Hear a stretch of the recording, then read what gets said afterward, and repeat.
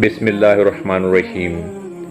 بنی اسرائیل میں ایک شخص تھا جو بہت بڑا ہی نیک عابد اور زاہد تھا۔ سب لوگوں میں اس کی بڑی عزت تھی۔ لوگوں میں اس کی نیکی اور پارسائی کا بڑا ہی چرچا تھا۔ اسی علاقے میں ایک شخص اور تھا۔ لوگ اسے بہت برا انسان سمجھتے تھے۔ وہ تھا ہی ایسا بد عمل اور بد کردار کہ کوئی بھی اسے اچھا نہیں سمجھتا تھا۔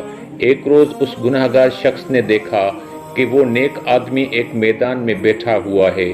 ہر طرف تیز دھوپ پھیلی ہوئی ہے، مگر اللہ کے اس نیک بندے پر ایک بادل کے ٹکڑے نے سایہ چاک کر رکھا ہے۔ گنہگار نے یہ منظر دیکھا تو اپنے دل سے بڑا شرمسار ہوا اور یہ خیال پیدا ہوا کہ اس چلچلاتی دھوپ میں جہاں دور دور تک سایہ نہیں ہے، بادل کے ایک ٹکڑے نے صرف اس لیے اس پر سایہ کر رکھا ہے کہ یہ اللہ کا نیک بندہ ہے۔ کیوں نہ میں بھی اس کے ساتھ بیٹھ جاؤں، کیا خبر کہ اس کی برکت سے اللہ تعالیٰ مجھے بھی بخش دے اور میری خطاؤں کو معاف فرما دے۔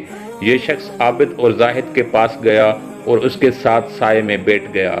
اس کے بیٹھتے ہی اس عابد زاہد شخص کے دل میں خیال آیا کہ یہ اپنے زمانے کا بدترین گنہگار اور پوری قوم میں بدنام شخص ہے۔ اس کے ساتھ تو کوئی بھی بیٹھنا اٹھنا پسند نہیں کرتا، یہ میرے پاس کہاں سے آ کر بیٹھ گیا۔ یہ خیال آتے ہی اس نے اس رسوائے زمانہ شخص کو اپنے پاس سے اٹھا دیا۔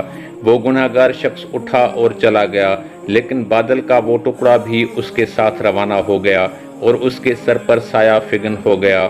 اس وقت کے پیغمبر کو وحی آئی کہ ان دونوں سے کہو سو کہ نئے سرے سے اپنے اپنے اعمال کی ابتدا کریں، کیونکہ اس فاسق فاجر نے جو کچھ کیا ہم نے اس کے خلوص حسن نیت اور جذبہ شرمساری کے سبب اسے بخش دیا اور اس کی پچھلی ساری خطائیں معاف کر دیں، جبکہ اس عابد کو تمام نیکیاں اور اچھے اعمال اس کے تکبر کی وجہ سے اس سے چھین لیے گئے۔